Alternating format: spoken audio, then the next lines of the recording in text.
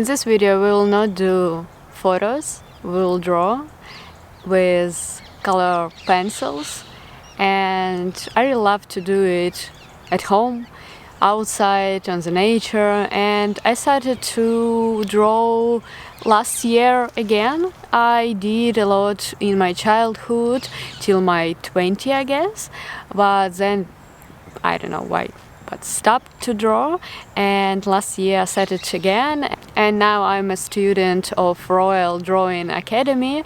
We are doing live drawing every Friday, and it's kind of new experience for me because I never did live drawing, but usually I love to do drawings about nature, about grass, about trees, and in this video I want to do with leaves.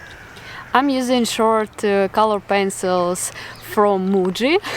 I love them because they have really different but similar colors of like green, some of yellow, and also I'm using a basic cutter, nothing special, but for two pencils because I have a big one as well, and just random paper, smooth paper for sketching and for drawing.